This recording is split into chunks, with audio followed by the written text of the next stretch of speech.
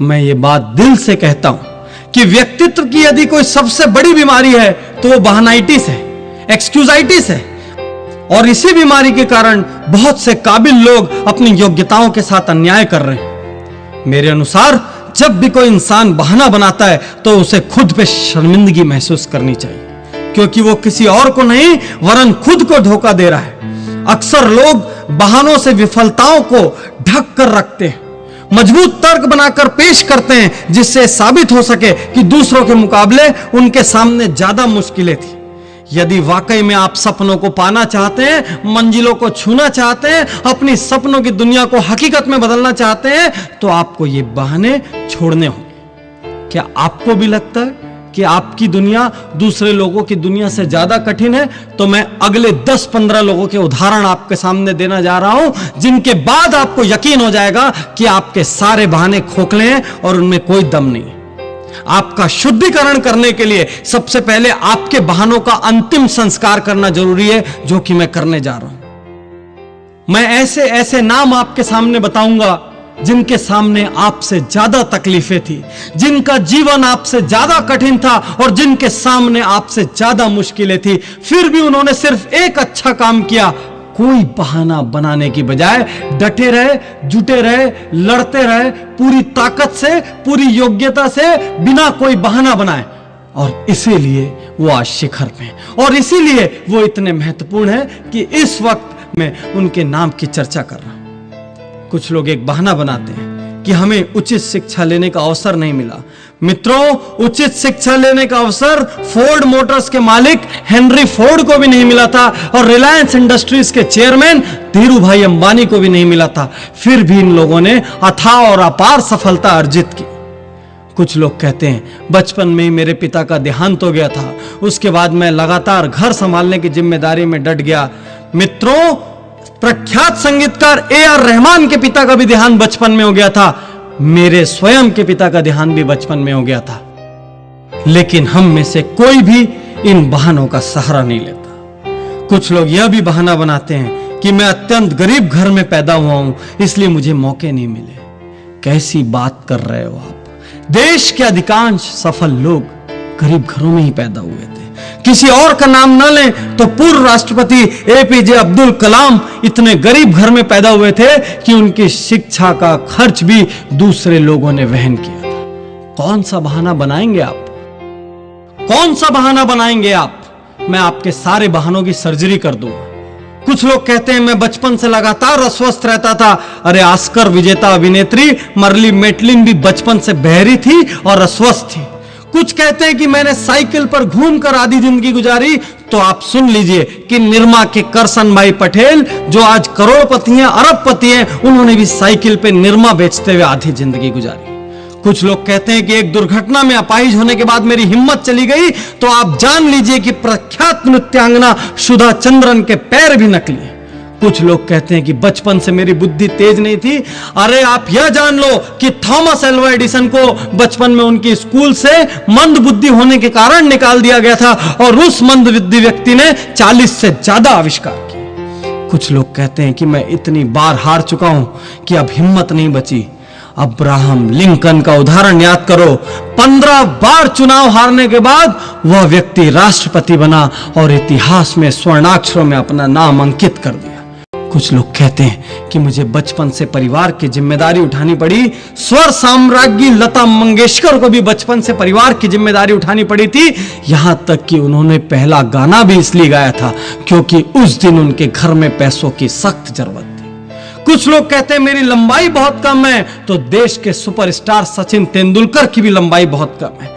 कुछ लोग कहते हैं मैं इंजीनियर बनना चाहता था, लेकिन परिस्थितियां ऐसी हो गई कि मुझे मेरे मन की राह नहीं मिली, मैं व्यापारी बन गया।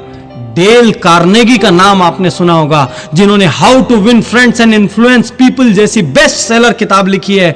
वो फुटबॉल खिलाड़ी बनना चाहते थे, लेकिन वो विश्व के सर्वाधिक लोकप्रिय और प्रख्यात लेखक बन गए। कौन सा बहाना बनाओगे आप? कैसा बहाना बनाओगे आप? मैं आपके हर बहाने की सर्जरी करने के लिए आपके सामने खड़ा हूं। कुछ लोग कहते हैं मैं अत्यधिक मोटा हूं, इस वजह से मुझे शर्म आती है। अरे मोटे हो तो मोटापा कम करो। अदनान सामी को देखो, इतना मोटा व्यक्ति था, तब भी वो बहुत अच्छा गायक था, और उसने एक दिन निर्णय ले लिया कि मुझे मोटापा कम करना है, तो उसने ऐतिहासिक रूप से अपना वजन कम करके दुनिया को दिखा दिया कि दृढ़ निश्चय हो तो सब कुछ संभव है। कुछ लोग कहते हैं मैं एक छोटी सी नौकरी करता हूं, क्या हो पाएगा। अरे धीरू भाई अंबानी, नारायण मूर्ति, ये सारे लोग छोटी छोटी नौकरियां करते थे। कोई कहता है मेरी कंपनी, मेरा व्यापार एक बार दिवालिया हो चुका है, अब मुझ पे कौन भरोसा करेगा। तो आप जान लीजिए कि जिस पेप्सी को आप बड़े चाव से स्वाद लेकर पीते हैं, वह दुनिया की सबसे बड़ी शीतल पेय निर्माता कंपनी पेप्सी कोला 2 बार दिवालिया हो चुकी। कुछ लोग कहते हैं मैं डिप्रेशन में जा चुका हूं, मेरा नर्वस ब्रेकडाउन हो चुका है। तो आप जान लीजिए कि डिज्नीलैंड बनाने के पहले वॉल्ट डिज्नी का भी 3 बार नर्वस ब्रेकडाउन हुआ था। कुछ लोग उम्र का बहाना बनाते हैं, उम्र बहुत ज्यादा हो चुकी है। तो आप यह जान लीजिए कि विश्व प्रसिद्ध केंटकी फ्राइड चिकन के मालिक ने 60 साल की उम्र में पहला रेस्टोरेंट खोला था, और उस दुनिया में उनके पास रेस्टोरेंट की श्रृंखला है। कुछ लोग कहते हैं कि मेरी उम्र कम है, तो आप सानिया मिर्जा को देखिए, इतनी कम उम्र में दुनिया के शीर्ष टेनिस खिलाड़ियों में आज उनका नाम शुमार है। कौन सा बहाना बनाएंगे आप। कुछ लोग कहते हैं मेरे पास एक बहुत ही बहुमूल्य आइडिया है, लेकिन जहां भी जाता हूं कोई मेरे प्रस्ताव को स्वीकार नहीं करता, मैं हताश हूं, निराश हूं। आप जान लीजिए कि जेरोक्स की फोटोकॉपी मशीन के आइडिया को भी पहले ढेरों कंपनियों ने अस्वीकार किया था, और परिणाम हमारे सामने है। आज हर गली में, हर ऑफिस में एक फोटोकॉपी मशीन है, और वो आज किसी भी ऑफिस के लिए सबसे जरूरी चीजों में से एक। कुछ लोग कहते हैं कि मैं काम शुरू करना चाहता हूं, लेकिन मेरे पास काम शुरू करने के लिए भी धन नहीं है। मित्रों, ये कोरा बहाना है, क्योंकि इंफोसिस के पूर्व चेयरमैन नारायण मूर्ति के पास भी काम शुरू करने के लिए धन नहीं था। और यदि इस सीडी में समय की पाबंदी नहीं होती तो मैं आपको 10,000 नाम ऐसे बताता जिनके पास काम शुरू करने के लिए धन नहीं था, और जो आज करोड़ों अरबों रुपयों के मालिक हैं।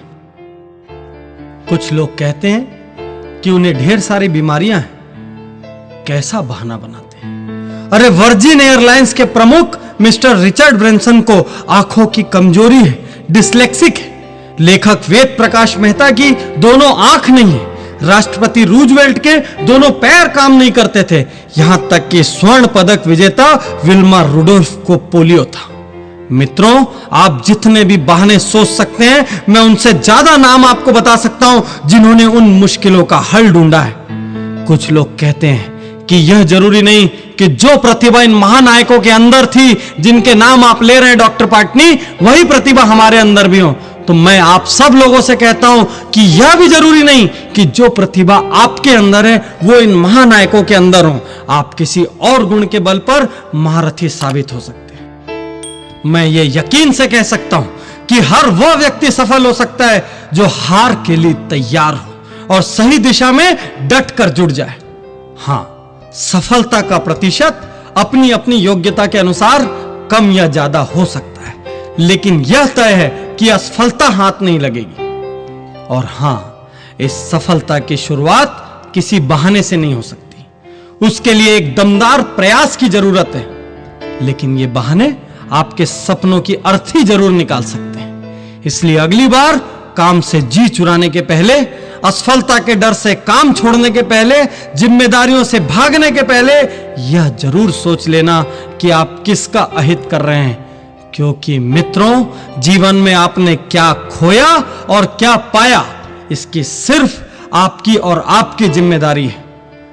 एक बात और कहना चाहता हूं कि यदि आप सोच रहे हैं कि कल कुछ खास हो जाएगा, भविष्य में कुछ जरूर कर लूंगा, तो मैं आपको बताना चाहता हूं कि भविष्य का आविष्कार नहीं होता।